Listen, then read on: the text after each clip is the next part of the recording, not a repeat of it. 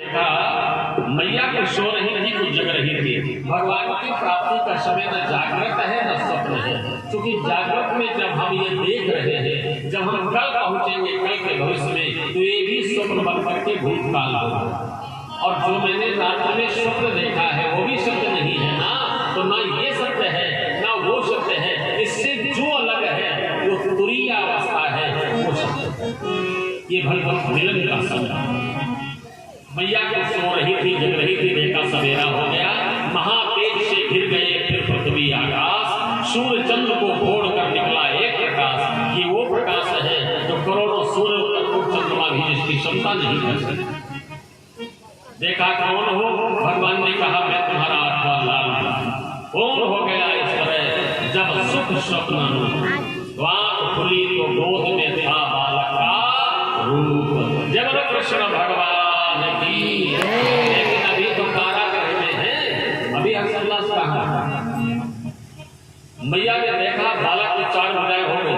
तामाभूतं बालकं भुजेशं अक्षतुर्भुजं शंखगदासु आयुधं श्रीवत्सलक्ष्म्यं गलकौस्तुशोभितं पीताम्बरं शाम्रपयोधशोभगं। बालक की 4 भुजाएं हो गई। शंख चक्र गदा पद्म जिनके हाथों में विभूषित हो गए। बहुत देर तक मैया देखती रही, कहा वही बन जाओ जो आए हो। भगवान बन गए, सूप में लिटाए गए, बड़े प्रेम के साथ वसुदेव जी लेकर के चले गए। नंद बाबा के यहाँ जैसे ही इन्होंने किमानों में धक्का लगाया, किमाने खुल गए। क्यों? जब भगवान के प्राकट्य में हथकड़ी बेड़ियां टूट सकती हैं, पहरेदार सो सकते हैं, तो क्या ये गरीब नहीं खुल सकते? जैसे इन्होंने देखा, बेटी को लिटाया, बेटी को उठाया और बेटे को लिटाया। समय कितना लगा? श्वास को लेने में देर लगती है, लेकिन निश्चय नहीं। और एक बार बेटी को लेकर भगवान की तरफ देखा और कहा जा रहा हूं, जब तक तुम्हारे चरण चिन्ह कारागृह में नहीं आ जाएंगे, तब तक माता पिता हथकड़ी बेड़ियों से मुक्त नहीं होगा। जैसे ही बेटी को दे दिया देवकी को, देवकी ने जैसे ही बेटी को दुलार दिया, ये रोई, और जैसे ही रोई कंस जग गया। और जैसे ही बेटी को छीना, जरा विचार करो, आज तक माया को किसी ने मार पाया? माया मरे न मन मरे, मर मर जाने शरीर, आशा कृष्णा ना मरे, कही गए दास। कहा तुमने मुझे मारने का प्रयास किया, छूट गई हाथ से, विंध्याचल की ओर चली गई। अब जरा भगवान की तरफ देखे। यशोदा जी ने जैसे ही मुड़ के देखा तो देखा बेटा दौड़ कर नंद बाबा को चिल्ला कर बुलाया, नंदस बापद उत्पन्ना जाता है। नंद बाबा तुम्हारे बेटा पैदा हो गया। वृद्धावस्था में बेटे की प्राप्ति का समाचार सुन करके नंद बाबा ने तमाम ब्राह्मणों को स्वस्थ वाचन के लिए बुलाया।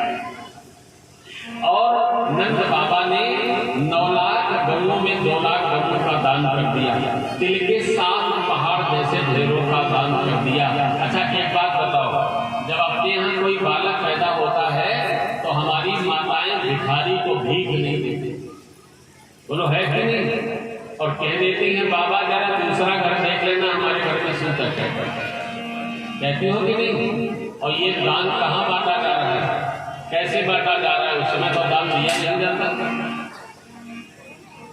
या तो तुम्हें बताने वाला नहीं मिला, यहाँ एक तो गलत है, या तो नंद बाबा गलत है या हम आप गलत है। या तो बताने वाला तुम्हें नहीं मिला, या तुम्हें सुनने का समय नहीं मिला।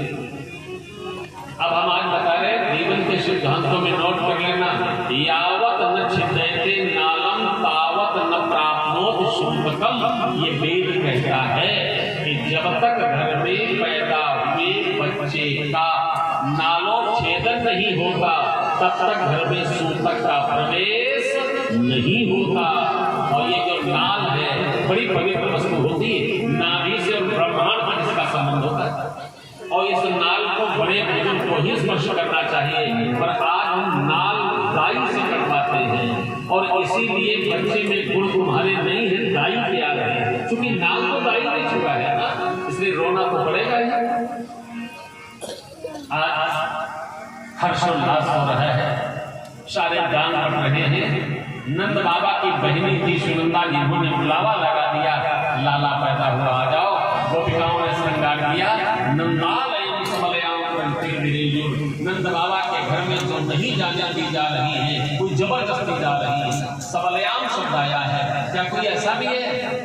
हाँ, एक माता जी जैसे ही धोती पहनी बुलावा के लिए, बहू ने भी साड़ी पहनी। अब माता जी कहें तुम नहीं जाए, बहू ने कहा हम जरूर जाएंगे।